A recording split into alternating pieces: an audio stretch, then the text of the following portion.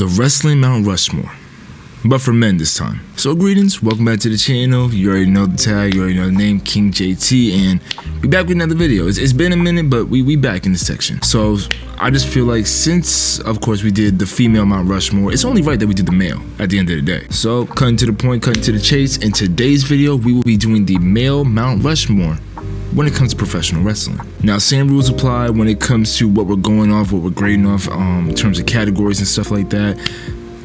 We didn't really do categories last time, but you know, like the same rules apply. Let's just say that, the same moniker if you want to say. First up on my wrestling Mount Rushmore, gotta throw up John Cena. Gotta throw John Cena in there. When we talk about a trailblazer, when we talk about somebody who led the PG era and then some, when we talk about being a high ticket draw, and being a draw in general when it comes to like just superstardom, that's John Cena. I mean, what when people say who their favorite wrestler is, it's like saying your favorite Pokemon is Pikachu. Like, yeah, and everybody knows Pikachu. Duh. Oh yeah, I grew up watching John Cena. You know, it's gonna be pretty much a similar cadence or answer around John Cena. How about a little heel turn? Next up, the man who can tell no truths, Hulk Hogan, or I forgot what his actual name is, like Terry something. I actually don't know. So it's your call, Terrence. Hulk Hogan defined the 80s with the NWO coming in and leading that in the 90s and the controversial stuff in the 2000s. I mean, Hulk Hogan epitomized being a real life superhero in his respective era. That goes alongside John Cena when we talk about major draws within the industry. Hulk Hogan, you can't leave him outside of the Mount Rushmore. It's just not possible. Next up, now, here's where things get a little topsy-turvy. You know, I feel like it could be debatable in this sense, but The Undertaker. Probably, and because I can't even think of another, the most dark character within wrestling ever. When we talk about wrestlers who scared the fuck out of me when I was growing up, The Undertaker was there. There was nobody topping The Undertaker when it comes to scaring the out of me, let alone from countless stories to the character changes, and then just, I mean, captivating audiences for what was it, for like 4 different generations? So yeah, The Undertaker is definitely up there when it comes to the Mount Rushmore, just my personal opinion.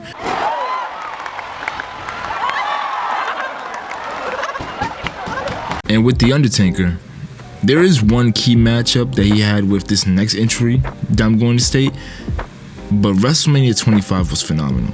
Let me just say, okay, let me, not the whole entirety of WrestleMania 25, but The Undertaker with his streak on the line against Mr. WrestleMania, Shawn Michaels. Shawn Michaels, you know what, before we go any further, that's a fantastic match.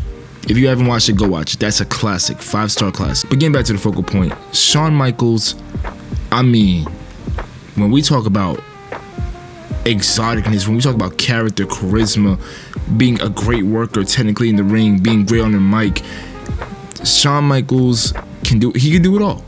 Face or heel, he can do everything. What do you want from him? He can do. Now, yeah, the 90s does kind of, you know, taint his, you know, his historic respectiveness. The way to the ring to get the exclusive interview. But regardless, gotta give flowers where it's due. Shawn Michaels, phenomenal wrestler, phenomenal performer, and phenomenal professional. Just okay, maybe not professional, but phenomenal in that in the general sense. And that's just my main list personally. The honorable mentions I had were Ric Flair, because it's Ric Flair. Jeff Hardy, I mean, I used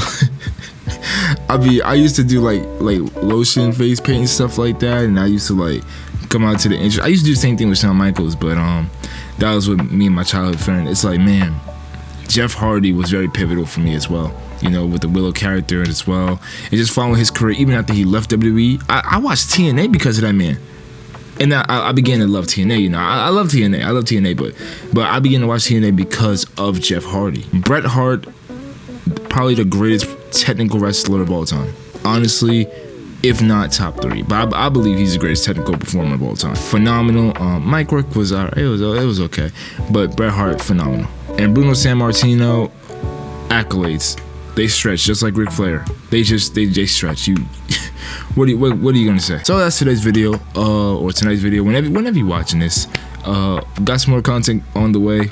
I'm not even gonna say when. I'm just gonna say it's on the way. You know what I'm saying? So y'all tune in. I'm gonna go edit this video. I don't really got an outro. Peace out though.